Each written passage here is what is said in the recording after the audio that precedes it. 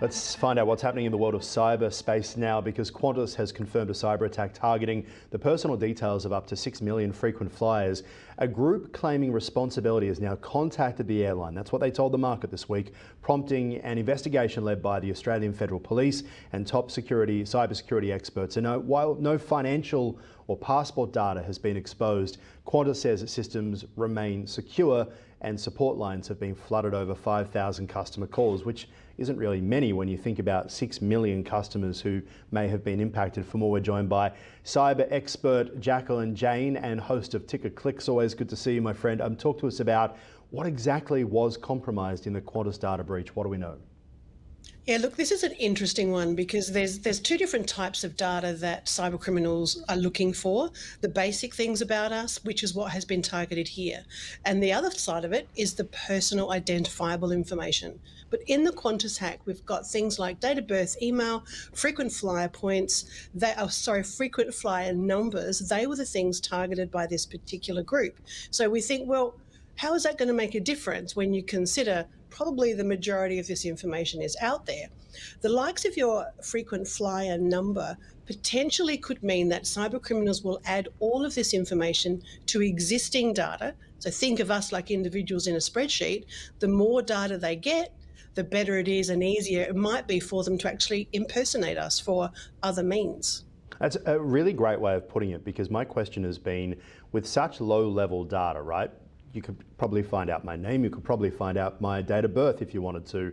I don't know how you'd find out my frequent flyer number, but maybe you could pretend to be someone. It just feels like it's very low-level data. But what you're saying is that really it's adding to what they may already have on us from other sources, and that's where it could be dangerous. Exactly. If you consider those 6 million people, if someone now, and cyber criminals will absolutely be doing this, they're very opportunistic, is they will utilise that information if they were happening to buy it or not even know about it, but position themselves to impersonate Qantas, to email us if we're part of that, to say, hey, let's update your security details, let's update your password, click here. Now, it's not Qantas. This could be impersonating Qantas. People will click out of fear, out of not knowing what they should be doing at the moment, and then all of a sudden they're handing over even more information to the cyber criminals. The frequent flight number itself can be utilised to increase chances of someone like me in the world of cyber who really does pay attention to everything, every single email. It would increase that chance because I'd see that frequent flyer number and think, oh yeah, that's me.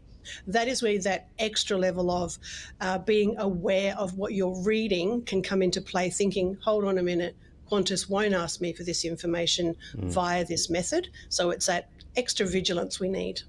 Interesting that they have contacted the Federal Police. Would that be a sign that the organisation that has made contact may have made a ransom demand, or there's some evidence that the data has now been used?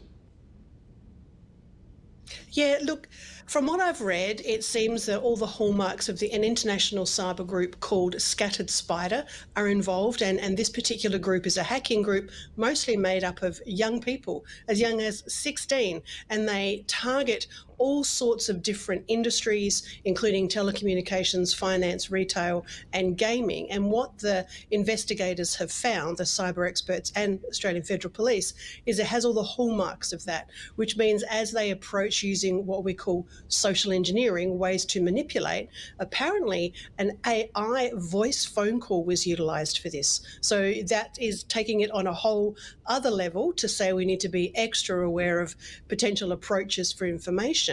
But on the other side, these are very sophisticated cyber criminals. So whether a ransom has been requested, we don't know that yet. But what I can say for individuals, make sure you're paying attention and doing your basic cyber hygiene to keep you safe online. What do you mean when you say the AI voice? How was it used in this instance? Well, for example, someone can record my voice right now and change how it sounds. They might also think, well, this was targeted at an offshore, a different country, so we need maybe a different voice, or we need an Australian voice because this is Qantas. So let's use AI to write a script and then actually speak that to a person. And it can actually be done real time these days and change how that voice sounds on the other end of the phone. So the tactics can be used, can be very sophisticated, and it sounds like a proper conversation, because technically it is, but it's an AI-driven conversation. Interesting. And the fact that they're working with federal police here and other organisations, we think about Medibank, we think about Optus as well. What does the AFP actually do here, given that the organisation you mentioned of 16-year-olds is overseas? What can they actually do? Look, from here, not a lot, but it's sharing information. So if we think globally, the likes of Interpol or every single police division around the world will have a cyber arm to it, and that's collecting information. So we need to be sharing and collaborating. Cyber criminals do it really well, and the challenge we face, to your point, is that most of these cyber criminals are from overseas, targeting us here, and we have cyber criminals here targeting overseas and us here as well. As soon as you go online, it can be very difficult to find where you are if you know how to hide your tracks. So someone like the Australian Federal Police would have a huge amount of information on all the different types of cybercrime and cyber groups that are out there, because they're very organised, and there would be sharing of information to move things faster from that investigation point of view. All right, we'll leave it there for now. Thanks for breaking it down. Really interesting stuff. We'll see what happens next. JJ Jack on Jane from Ticker Click Cyber Expert. Appreciate your time. Thank you. Thank you.